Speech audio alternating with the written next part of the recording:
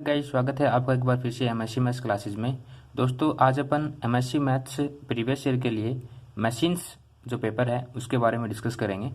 इससे पहले मैंने आपको मशीन्स की 2 क्लासें प्रोवाइड करवा दी हैं। अपन यहाँ पे यूनिट 4th के बारे में पढ़ रहे हैं और आज उसकी 3rd क्लास होने वाली है। फर्स्ट क्लास में मैंने आपको इक्वेशन ऑफ कंटिन्यूटी बताया था। सेकेंड क्लास में मैंने आपको equation of continuity in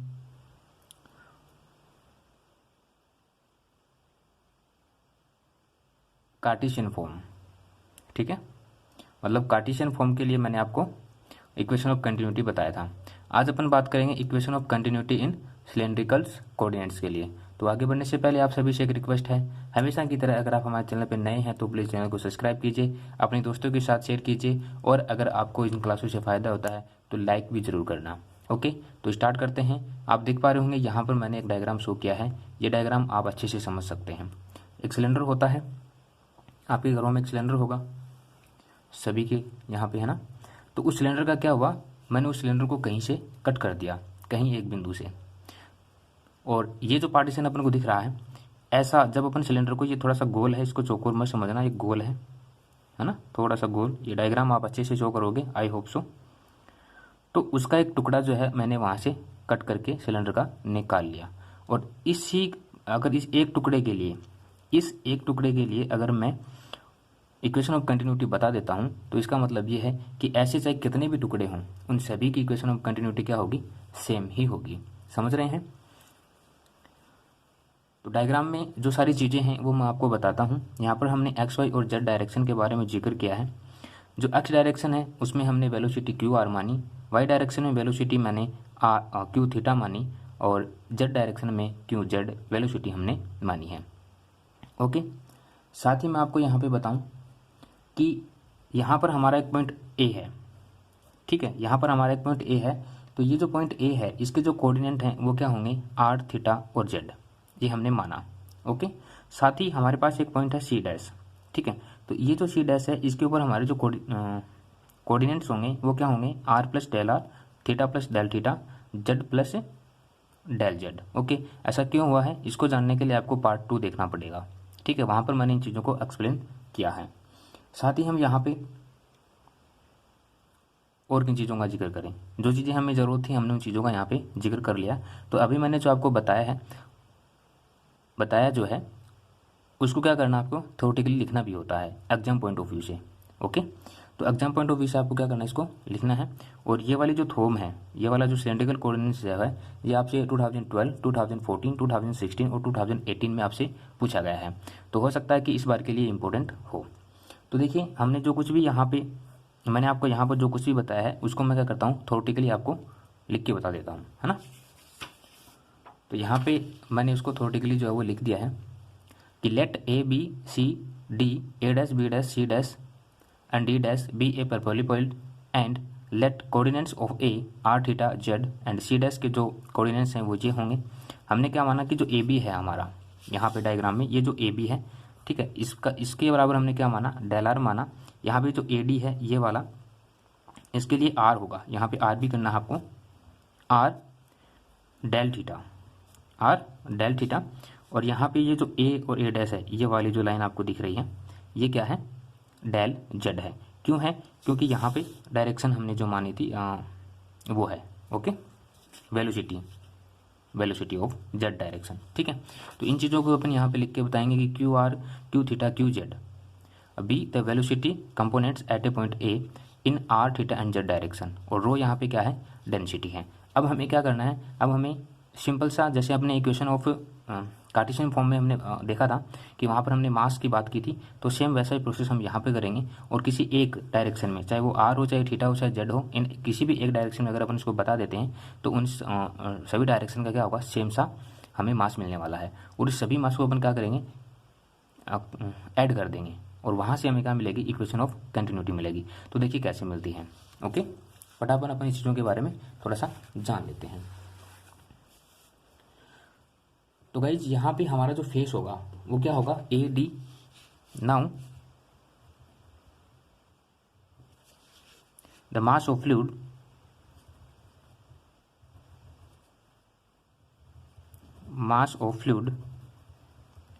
entering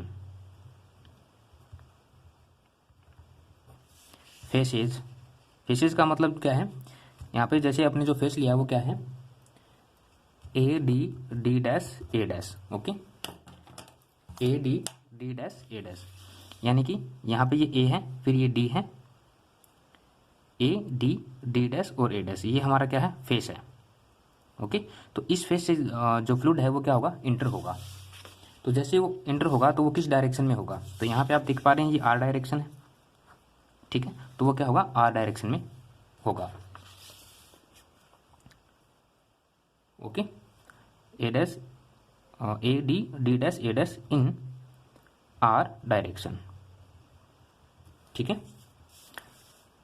in unit time, यानी कि ये क्या लिख दिया हमने, यूनिट नाम लिखना था यहाँ पे, ये मतलब प्रति मिनट जो है वो मास जो है वो यहाँ से इस फेस के द्वारा कितना निकलेगा, तो वो क्या निकलेगा, वो निकलेगा अपने पास रो, रो क्या है, डेंसिटी है, Q R, R del theta और डेल जेड, यहाँ पे ये डेल आर होगा, सॉरी यहाँ पे क्या होगा, डेल आर होगा, और इसको मैं क्या मान सकता हूँ, एफ आर थीटा और जेड। ऐसा क्यों माना, क्योंकि डायरेक्शंस हैं, ठीक है, इसको ऐसा मैं बोल सकता हूँ। अब हम क्या करेंगे, ये जो फ्लूइड एंटर हुआ है अब ये किसी फेस के थ्रू तो निकलेगा बाहर, तो हम उसका मास भी बता देंगे। नाउ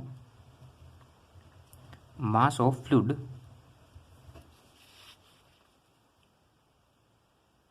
फ्रॉम किस फेस के थ्रू निकलेगा, तो वो जो हमारा फेस होगा वो क्या होगा, C B B dash C dash in R direction, ठीक है। स्पेलिंग पे मत जाना, स्पेलिंग मैथमेटिकल स्टूडेंट से स्पेलिंग ऊंची ऊंची होती रहती हैं, बाकी आप समझदार हैं। यूनिट टाइम, देखिए यहाँ पे एक चीज़ समझने लायक है कि अगर आप किसी बॉक्स के अंदर कुछ हवा भरते हैं, है ना, तो जिस प्रेशर से आपने हवा डाली है तो वो क्या होगी, उस प्रेशर से तो हमने हवा डाल दी, लेकिन जब हम उसका अगला वाला फाटक खोल देंगे, गेट खोल देंगे, तो वो उस ही वेग से बाहर नहीं निकलेगी, यानी कुछ ना कुछ तो कमी वहाँ पे जरूर होगी। तो उस कमी को दर्शाने के लिए हमने यहाँ पे क्या किया कि minus F R plus del R, क्योंकि आर डायरेक्शन की बात हुई थी इसलिए थीटा एंड जेड, ठीक है। और यहाँ से अपन इसको क्या बोल सकते हैं, F R theta and Z plus del F upon del R plus जो हायर टर्म्स होंगी, यानी कि इससे आगे जो हमारे टर्म्स होंगी उनको अपन किस नाम से जानते हैं, हायर टर्म्स के नाम से जानते हैं, ओके। अब हम क्या करेंगे, now axis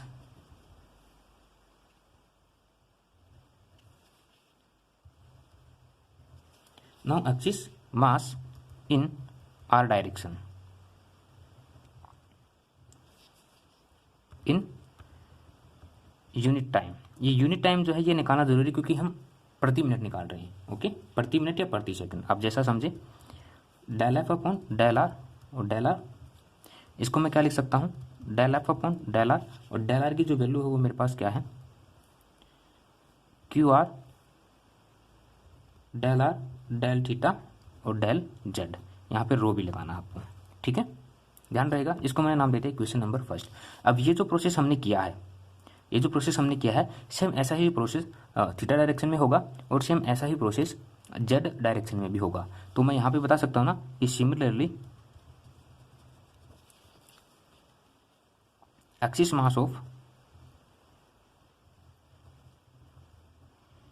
mass in theta direction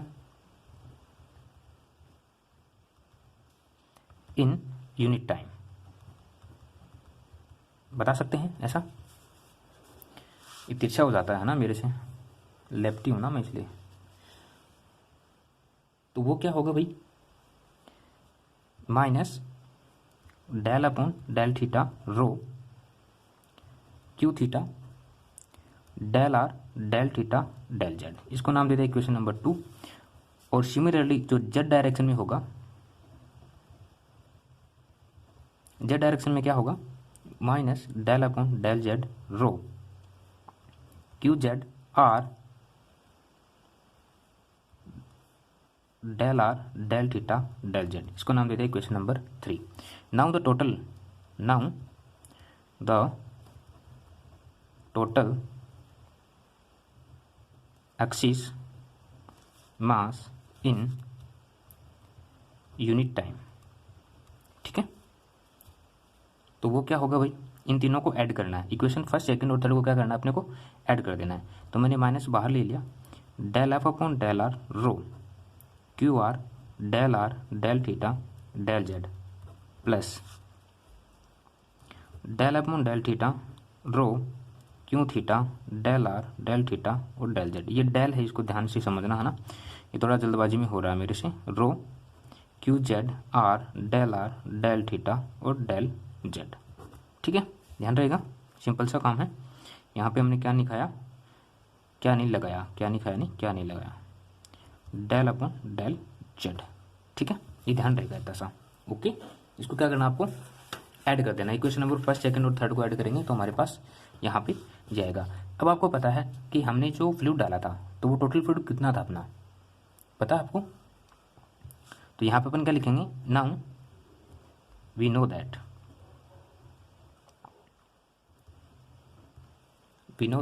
total mass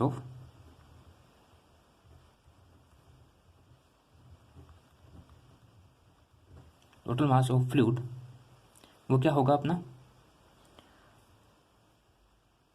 row del are del z are del theta, यही होगा।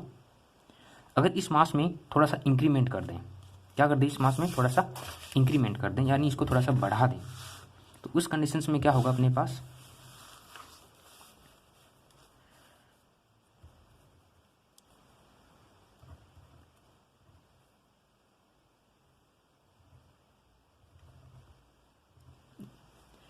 Increase in the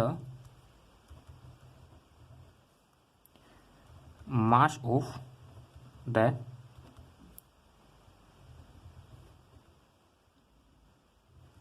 PIPED। Spelling रट ली मैंने इसकी, है ना, मुझे प्रोनाउंसिएशन नहीं हुआ तो मैंने इसकी स्पेलिंग रट ली,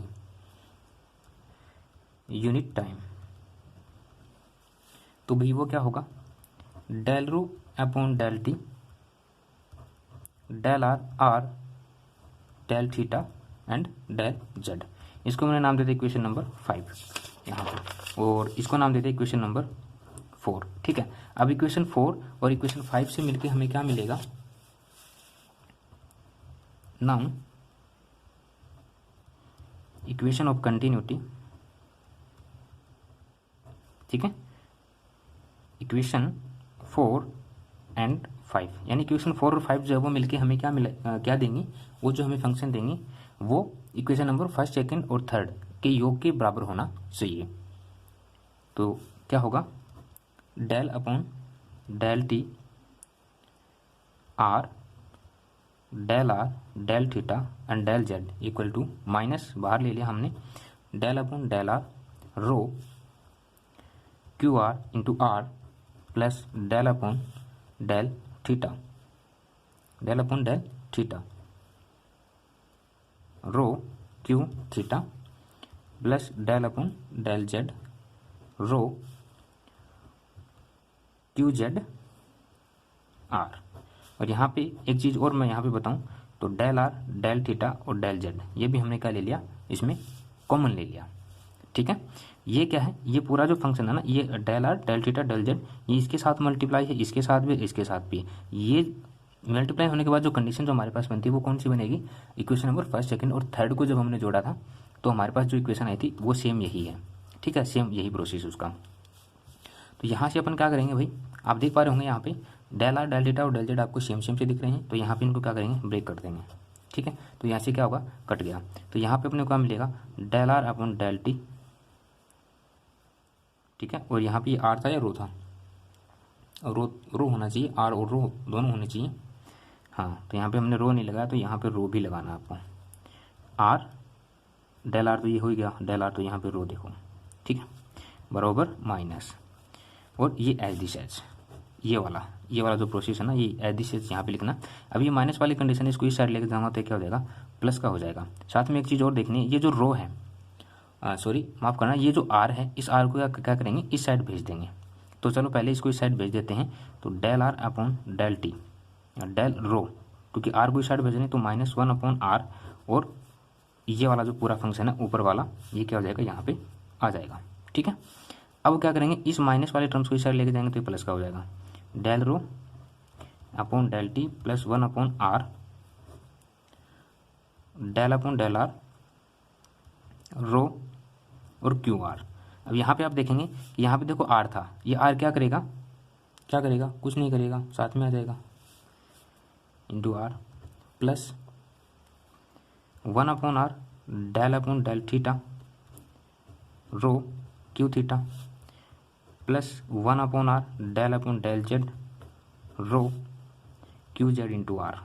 ठीक है, ये आ जाएगा और ये पूरा फंक्शन किस चीज़ के बराबर हो जाएगा, 0 के बराबर हो जाएगा। अब आप सोचोगे कि 0 कहाँ से आया, तो मैं आपको फिर से बोल रहा हूँ, ये जो माइनस टर्म थी इसको साइड लेगी और ये प्लस का होगा और बराबर में क्या छोड़ के जाएगा, सिर्फ 0 छोड़ के जाएगा। तो आप देख पा रहे होंगे, ऐसा ही सिमिलरली तो नहीं कहूँगा लेकिन कुछ ऐसा ही आपके पास क्या था, इक्वेशन ऑफ कंटिन्यूटी इक्वेशन होती थी।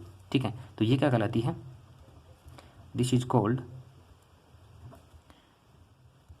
Equation of continuity in cylindrical coordinates।